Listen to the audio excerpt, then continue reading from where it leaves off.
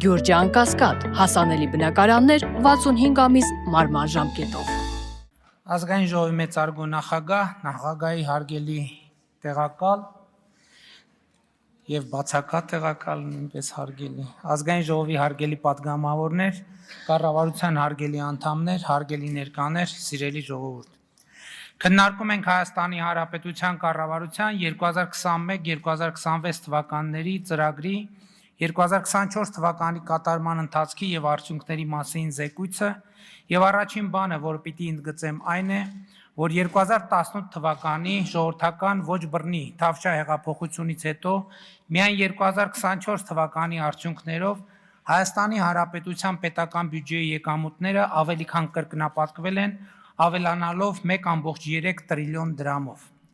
Սա այսօրվա փոխարժեքով ավելի քան 3.3 միլիարդ դոլար է,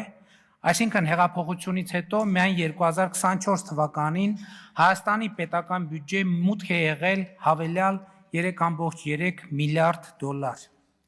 Պետք է ընդգծել, որ ժողովրդական ոչ բռնի Թավշյա հեղափոխությանը նախորդող տարիներին նույնպես Հայաստանի պետական բյուջեի եկամուտները աճ ունեցել են եւ սա որևէ մեկը չի կարող ժխտել։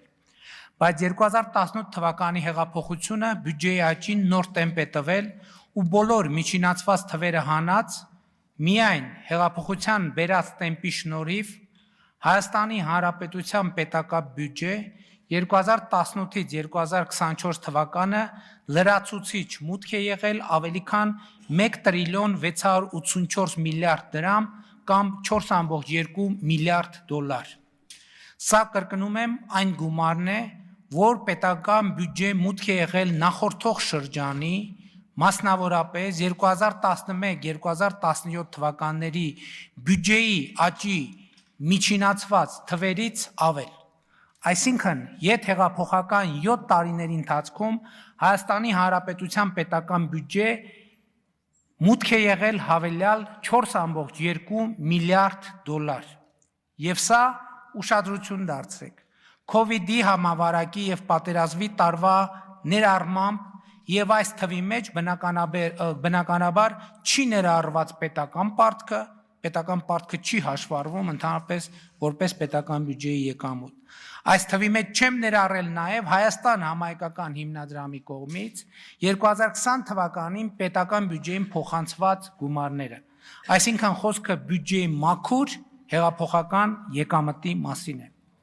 Սա ասում եմ նաև այն քննադատություններին ի պատասխան, թե մեր կառավարությունը հեղափոխությամբ եկավ իշխանության եւ մոռացավ թալանածը յետ բերելու խոստումը։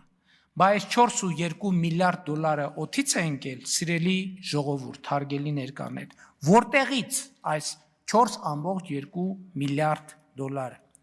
Թալանվածը յետ բերելու համար նախ պետք է հասկանալ թալանվածի տեղը եւ թալանի մեխանիզմը, որն առաջին հերթին ստվերային տնտեսությունն է, արհեստական մենաշնորհները, հարկերից խուսափելը։ Եվ այս երևույթների դեմ պայքարում է ձևավորվել վերը նշված հավելյալ, կրկնում եմ, լրացուցիչ, հեղափոխության բերած 4.2 միլիարդ դոլար բյուջետային եկամուտը։ Պետք է խոստովանեմ, որ թալանվածը յետ բերելու, հանցագործներին պատժելու հեղափոխական օրակարգը մոռացության մատնելը մեր հասցեին ամենահաճախ հնչող մեղադրանքն ու քննադատությունն է։ Բայց ուզում եմ միանգամից ասել, որ կտրականապես մերժում եմ այդ քննադատությունը հետևյալ պատճառաբանությամբ։ 2018 թվականի ժողովրդական ոչ բռնի Թավշյա հեղափոխությունը այո տվել է թալանվածը յետ բերելու, հանցագործներին պատժելու խոստում։ Բայց հեղափոխությունը եւ անձամբ ես խոստացել ենք նաեւ, որ հեղափոխության հաղթանակից հետո Հայաստանում վենդետաներ չեն լինելու, որ Հայաստանը լինելու է օրենքի եւ իրավունքի գերակայության երկիր։ Ուրեմն ինչպես ենք համատեղելու այդ թվում է իրար հակասող օրակարգերը։ Իրականում օրակարգերը իրար չեն հակասում եւ մենք հենց այդ օրակարգերի իրակցմամբ ենք զբաղված եղել եւ շարունակում ենք դրանով զբաղվել, այն է բացառել վենդետաները, վերադարձնել թալանվածը, պատժել հանցագործներին եւ Հայաստանի Հանրապետությունը չդարձնել բեսպրեդելի սև խորշ աշխարհի քարտեզի վրա, այլ ընդհակառակը օրենքի գերակայությունը դարձնել անշրջելի եւ ինստիտուցիոնալ։ Սա հարցի իրավաքաղաքական եւ բարոյական կողմն է, բայց կա նաեւ գործնական կողմը։ Խնդիրն այն է, որ ինչպես ասել եմ բազմիցս, թալանվածը պահեստավորված չէ մի կոնկրետ հասցեում, որ գնաս բարձես բեռնատարները եւ վերադարձնես։ Թալանվածը տեղաբաշխված է տարբեր տեղերում, տարբեր ձևերով։ Երբեմն դա Հայաստանում է, երբեմն արտերկրում,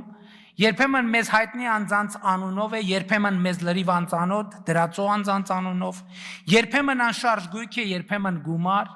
երբեմն արվեստի գործ, երբեմն բաժնետոմս, երբեմն գողացված է անհատից, երբեմն կառավարությունից, երբեմն համայնքից, երբեմն իրավաբանական անձից։ Երբեմն օտարված է երրորդ անձի, որը բարեխիղճ ձեռքբերող է եւ կապ չունի թալանի եւ կոռուպցիոն սխեմաների հետ, շուկայում տեսել է իրեն հետաքրքրող ապրանք եւ օրինական կերպով պարզապես գնել։ Ինչ ենք մենք արել ուրեմն։ 2019 թվականից սկսել ենք թալանի գործյան հանգույցը արձակելուն ուղղված համակարգ ձևավորել։ Այդ գործը արել ենք հետևողական ու սկզբունքորեն։ Այդ գործը հետևողականորեն շարունակել ենք COVID-ի համավարակի, պատերազմի, ետպատերազմյան ճգնաժամի, տարածաշրջանային էսկալացիաների, համակարգային թալանի դիրքերից հանդես եկող քաղաքական ուժերի դիմադրության, աշխարհակարգի փլուզման, Հայաստանի ժողովրդավարական իմիջը միջազգայինորեն պահպանելու կենսական անհրաժեշտության պայմաններում, զուգահեռ տնտեսությունը աճեցնելով աննախադեպ չափերով 43.5%-ով։ Ուշադրություն դարձրեք։ 2018-24 թվականներին Հայաստանի տնտեսությունը աճել է իրական աճի մասին է խոսքը 43.5%-ով։ Ինչպես վերը նշեցի, այս ոչ գործընթացի զուգահեռ բյուջեին բերելով լրացուցիչ 4.2 միլիարդ դոլար եկամուտ, ապահովելով մեր երկրի կայունությունն ու անկախությունը, մեծացնելով մեր երկրի ինքնիշխանությունն ու ինքնուրույնությունը, ապահովելով եւ երաշխավորելով երկրի ինքնիշխանության ամենանվազագույն ատրիբուտներ, օրինակ, որ Հայաստան մուտք գործող եւ Հայաստանից դուրս եկող քաղաքացիները անձնագրային հսկողություն անցնեն միայն ու միայն Հայաստանի Հանրապետության սահմանապահ զորքերի զինծառայողների կողմից։ Ճոխություն, որ մեր պետությունը 33 տարիների անկախության սրճրջանում իրեն այդպես էլ չէր կարողանում թույլ տալ։ Եվ այս ամենին զուգահեռ ստեղծել ենք ապօրինի գույքի բռնագանձման համակարգ, դատախազության կողմից համայնքային շահերի պաշտպանության համակարգ, այս համակարգերը այլևս Հայաստանի Հանրապետության իրավակարգի անբաժանելի մաս են, որպես ինստիտուտ, որը գողացված գույքերի վերադարձի գործընթացը դուրս է դնում էմոցիաների եւ քաղաքական նպատակահարմարությունների դաշտից։ Կառավարող մեծամասնությունը ոչ թե իր ձեռքն է վերցրել ապօրինի գույքի բռնագանձման համակարգը, այլ պետության եւ ժողովրդի համար ստեղծել է համակարգ, որը գործելու է ընդմիշտ։ Իսկ միթե թալանված այս ընթացքում ցակ ու ցրիվ չի լինում, ցակ ու ցրիվ չեն անում։ Ոչ, որովհետև ավելի քան 1.7 միլիարդ դոլարի առերևույթ ապօրինի ձեռք բերված գույք այս պահին գտնվում է կալանքի տակ եւ դա հնարավոր չէ օտարել։ Իսկ այն մասը, որը նույնիսկ այս պահին կալանքի տակ էլ չէ, էներգիայի պահպանման օրենքի տրամաբանությամբ, եթե գումար է, պետք է դառնա գույք, եթե գույք է, պետք է դառնա գումար կամ բաժնեմաս, եւ հենց դրա համար է ստեղծվել ապօրինի գույքի բռնագանձման համակարգը, որ այդ գույքերը տեղորոշի, գտնի, ապացուցի ու վերադարձնի պետությանն ու ժողովրդին։ Եթե նույնիսկ դա ձևակերպված է այլ դրածո անձանց անունով, եթե նույնիսկ դա թաքցնելու տարբեր մանիպուլյատիվ սխեմաներ են գործարկվում։ Բայց մի րոպե, ինչու ենք այսքան զգույշ։ Ինչ եղավ հեղափոխական իշխանությանը։ Մենք արդյոք կորցրել ենք մեր դուխը, թալանչիների իրավունքների համար ենք հոգ տանում, թե վախենում ենք նրանցից։ Ոչ ամենևին։ Մենք հոգ ենք տանում մեր պետության ու մեր ժողովրդի մասին, որովհետև ամենաթողություն, վենդետա հիշեցնող որևէ գործողություն այնպիսի վնաս կհասցնի մեր պետության միջազգային կերպարին ու հեղինակությանը, տնտեսությանն ու ներդրումային միջավայրին, որ նույնիսկ տասնյակ միլիարդավոր դոլարներով հնարավոր չի լինի այդ վնասը վերականգնել։ Այնքան կմեծացնի նման գործողությունը եւ տրամաբանությունը արտաքին անվտանգության մեր առանց այն էլ արկա խոցելիությունները, որ նման ճանապարհով գնալը կնշանակեր գործել ընդդեմ պետական շահի։